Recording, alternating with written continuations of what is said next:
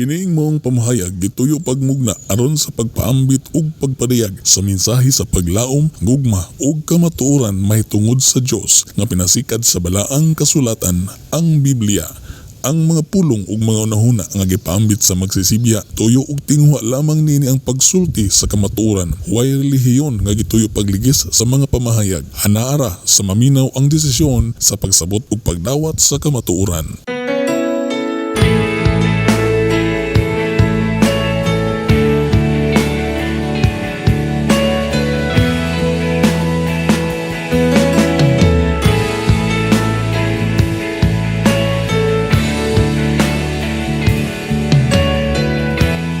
Higala, kumusta? Maayong adlaw, ang kalinaw ug gugma sa Dios maanaa kanimo. Maayong pagpaminaw diha kanimo karon. Naglingkod ka ba? Nagtindog o naakay gitrabaho? Nahala, giimbitarte ka igsoon og gigala nga makapatalinghog sa bisan sa mubo lang nga panahon nining mga orasa. Ablihi lang ang imong kasing-kasing o gunahuna sa mga mensahe. Kini ang inyong higala, Pastor John Tudlas. Ang mensahe nga akong ipaambit o ipaabot kanimo karon mao ang pagtuon sa Biblia. Nganong magtuon sa Biblia o sa balaang kasulatan? Una, aron pagpakaon sa atong kalag. Ang unang hinungdan nganong magtuon kita sa kasulatan mao ang pagpakaon sa atong kalag or atong espirituhanong pagkamao. Ang atong ginakaon matag adlaw nga mga pagkaon alang lamang sa atong lawas. Ang pagkaon alang sa atong kalag mao ang pulong sa Dios. Sa Mateo 4:4 si Jesus niingon mga higala, mga pinangga, dili mabuhi ang tao sa pan lamang or sa pagkaon lamang or sa tinapay lamang, kundili sa matag pulong usab nga isulti sa Dios. Nagaatiman kita sa pagkaon alang sa atong lawas. Kada adlaw mukaon ta buntag udtog hapon napagimerinda duha ka buok. Apan kinahanglan nga mag-atiman usab kita sa atong kalag pinaagi sa pulong sa Dios. Ang atong lawas mo balik sa yuta, inikamatay niini apan ang atong tinuod nga pagkatao nga nagapuyo o nagagamit sa lawas moatubang kini sugmanan sa Dios. So unsa may imong buhaton, imo bang pagkanon kining imuhang kaugalingon sa pulong sa Ginoo or dili? Koy makuraw na mawala nay kaon. So, kung ikaw bitaw wala kay kaon tibok semana, tibok adlaw, maluya ka. So inana pud ang imong kinabuhing espirituhanon, maluya sad kun wala kay pulong sa Ginoo. Ikadua, aron masayod sa kamatuoran. Ang ikaduhang hinungdan ngano magtuon kita sa Biblia mao nga aron makahibalo ta unsay tinuod. Ang kahibalo may tungod sa mga butang sa kalibutan o sa lawasnon o sa pisikal nga tawo. Masayran na nato kung magtuon kita sa libro sa science or siyensya. Kung gusto ta nga makabalo manukli, makabalo ta manegosyo, kabalo ta sa mga addition, subtraction, multiplication, kung sa pana nga mga mathematical operation. So atong tun-an ang mathematics. Apan kung maghisgot na ta mga kaigsunan may tungod sa kinabuhi sa tao, ang nindot nga tun-an ang pulong sa Dios. Dinhi na to masayran pinaagi sa pagtuon sa pulong sa Dios, masayran nato unsa ang kabubuton sa Dios alang sa atong kinabuhi. Ang unang Korinto 2:10 nag-ingon, apan gipadayag kanato sa Dios ang iyang tinago pinaagi sa espiritu. Ang Dios nagpadayag sa kamaturan mahitungod siyang kaugalingon og sa espirituhanong mga butang pinaagi siyang mga pulong. So pinaagi sa pulong niya mga kagalaan. Si Jesus misulti ngadto sa amahan nga nag-ingon, himua silang imo gayud pinaagi sa kamatuoran o sa imong ug ang imong pulong kamatuoran. No, ang pulong dies Ginoo mga kaigalaan, mga kigsunan, giingon diri nga ang pulong ni sa tong Dios is kamatuoran gyud. Okay? So ikatulo nga rason nganong magtuon kita sa Biblia. Kay kasagaran gud sa mga tao sa ato ang kalibutan wala gid tuon, no? Ug labi na sa mga dagkong relihiyon nga baliwala na lamang gani ang pulong sa Ginoo. So ikatulo nga rason ngano magtuon ta aron ang atong pag-ampo tubagon sa Dios. Okay, laing hinungdan sa pagtuon sa pulong sa Dios mao nga aron ang atong pag-ampo tubagon sa Dios. Ang proverbio or panultihon 21:28, 28:9 nagaingon kadtong nagpalingog-lingog, kadtong nagpalingog-lingog sa iyang igdulongog gikan sa pagpamati sa kasuguan, bisan ang iyang pagampo maoy usa ka dulumtanan.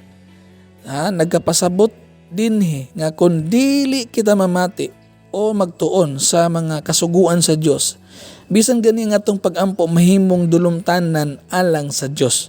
Kung pangutana, buot ba ikaw magtuon sa pulong sa Dios aron ang imo mga pagampo tubagon sa Dios? So, kung gusto ka nga tubagon sa Dios ang imong pagampo o i-grant sa Ginoo imong mga pagampo, bintahag gyud nga magtuon pud ta sa unsa ang iyang mga pulong. Ikaapat nga rason, aron masayod unsaon pag-alagad sa Dios. Importante kay ni, aron makabalota unsaon pag-alagad sa tuang buhi nga Dios. Ay kaupat nginungdan ngano magtuon ta sa Biblia mao nga aron kita kung makasayod kita unsaon pag-alagad sa Dios. Si San Pablo mga kaigilaan, mga pinangga, naghisgot ni siya may tungod sa mga Hudiyo sa iyang panahon nga nangalagad sa Dios apan kansang pag-alagad wala kahimot sa Dios tungod kay nganuman ang maong pag-alagad wala man mahisubay sa kamatuoran. So kung mga alagad ita nga wala mahisubay sa kamatuoran, wala nay bili kawang lamang. Mingon siya diya sa Roma 10:2, kay saksi ako nga mainiton kaayo sila sa pag-alagad sa Dios, apan ang ilang pag-alagad wala magsukad sa matuod nga kahibalo. Mainiton unta ang ilang pag-alagad sa Dios, dasig kaayo, apan tunay apan, kini maoy pagpangalagad nga wala mahisubay sa kamatuoran o sa kahibalo nga gikan sa Dios. Busa magtuon kita sa kasulatan aron ang atong pag-alagad sa Dios masubay sa kamatuoran. So muna iklaro mga kaigsunan nga kung maghisgot tag pagsimba, simpre atong giya unsaon pagsimba sa Dios ang pulong sa Dios. Kung maghisgot tag pagampo, ang giya na to unsaon to pagampo pulong sa Dios. Kung gusto ta ang pagkinabuhing matarong buutan, ang atong giya na pulong sa Dios. Munang kinahanglan magtuon ta aron makahibalo ta unsaon nato pagpangalagad sa tinuod nga buhi nga Dios. Ug unsaon nato pag execute ang unsay kasuguan nga iyang gipadayag na dinha sa iyang pulong. Okay? So klaro kay na siya, no? So busa kinahanglan magtuon kita sa Biblia. Adunay duha ka paagis pagbuhat niini. Una, basahon nimo nga ikaw lang. Unya magampo ka.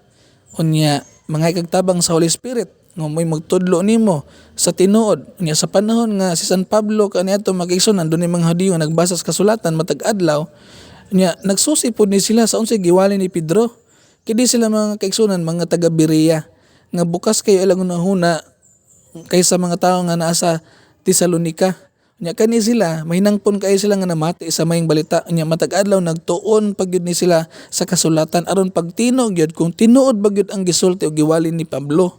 So inaana mga kaigsunan kining tao ba nga uhaw o gutom sa pulong sa Ginoo nga mubasag gyud mutan-aw gyud kung ang giwali sa magwawali tinuod ba gyud nga naa sa Biblia or wala. So gitino gyud o giklaro giusisa, no?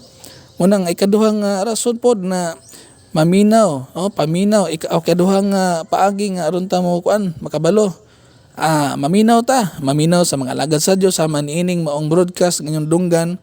Maminaw nga kining dunay mga daghang alagad sa Ginoo nga nagtudlo sama sa gitawag nga propeta, adunay ebanghelista, adunay pastor, dunay mga magtutudlo.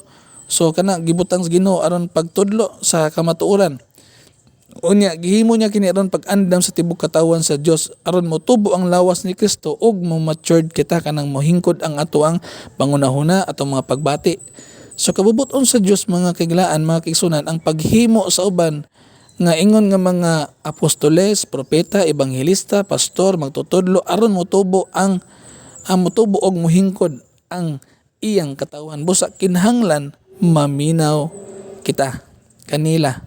So sa ilang mga pagtudlo, mga pagwali sa pulong sa Dios. So igsunog gigala gidapit ka nga mas maayong open ang imong nahuna, open imong kasing-kasing sa pagdawat sa pulong sa Ginoo aron nga dali kay kang motubo, dali kay kang mohingkod, dali nga ma-matured ang imong kinabuhi nga nagatuo sa tuang Ginoo.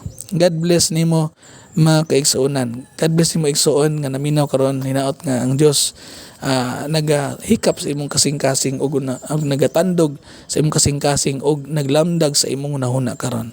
God bless nimo.